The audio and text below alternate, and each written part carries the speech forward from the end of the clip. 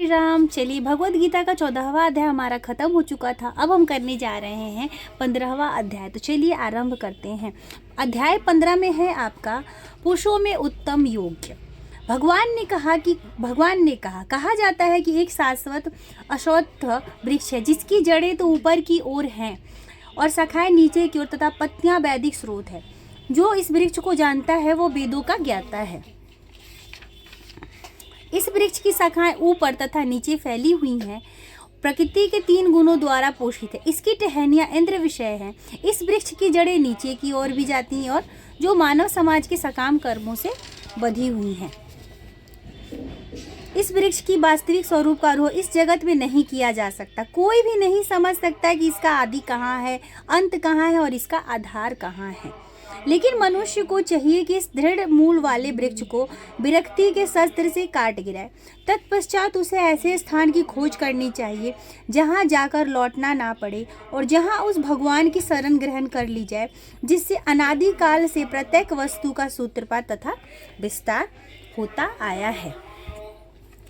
जो झूठी प्रतिष्ठा, मोह तथा कुसंगति से मुक्त है, जो शाश्वत तत्व को समझते हैं, जिन्होंने भौतिक काम को नष्ट कर दिया है, जो सुख तथा दुख के द्वंद से मुक्त हैं, जो मोह रहित होकर परम पुरुष के शरणागत होना जानते हैं, वे उस शाश्वत राज्य को प्राप्त होते हैं।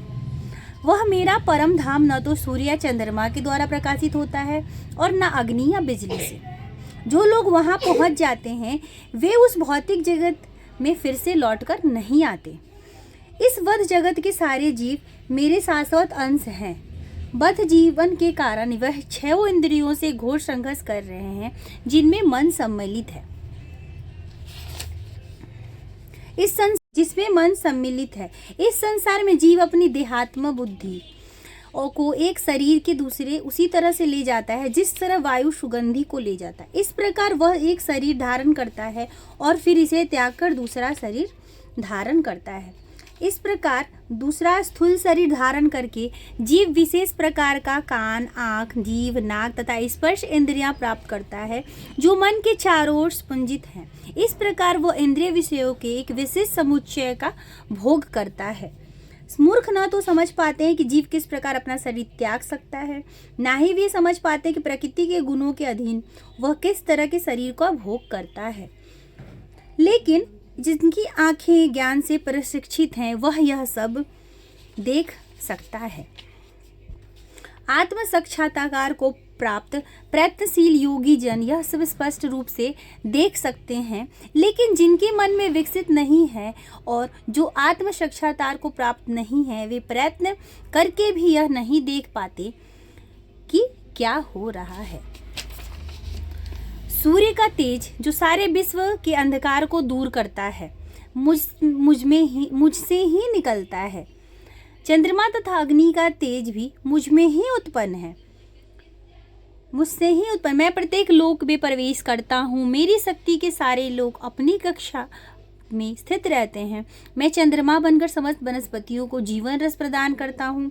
मैं समस्त जीवों के शरीरों का पाचन अग्नि हूँ और मैं श्वास प्रश्वास में रहकर 4 प्रकार के अन्नों को पचाता हूँ।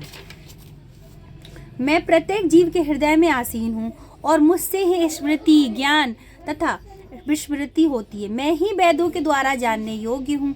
निसंदेह मैं वेदांत का संकलन करता तथा समस्त वेदों का जानने वाला हूँ। जिस जीव 2 प्रकार के हैं वे च्युत और अच्युत। भौतिक जगत में प्रत्येक जीव च्युत होता है और आध्यात्मिक जगत में प्रत्येक जीव अच्युत होता है। इन दोनों के अतिरिक्त एक परम पुरुष परमात्मा जो साक्षात अविनाशी भगवान हैं और जो तीनों लोकों में प्रवेश करके उनका पालन कर रहा है। चूंकि मैं क्षर तथा अक्षर दोनों के परे हूँ और चूंकि मैं सर्वश्रेष्ठ हूँ, अतः मैं इस जगत के तथा वेदों के परम पुरुष के रूप में विख्यात हूँ। जो कोई मुझे संन्यास रहित होकर पुरुषों में उत्तम भगवान के रूप में जानता है वह सब कुछ जानने वाला है। अतः हे भरत पुत्र, वह व्यक्ति मेरी पूर्ण भक्ति में रत होता है। यह वैदिक शास्त्रों का सर्वाधिक गुप्त अंश है जिसे मैंने अब प्रकट किया है। जो कोई इसे समझता है वो बुद्धिमान हो जाएगा और उसके प्रयास पूर्ण होंगे। तो इसी के साथ हमारा जो 15वां अध्याय था वो समाप्त होता है। अगले अध्याय में मिलेंगे 16 अध्याय के साथ। तब तक के लिए जय श्री राम, राधे राधे।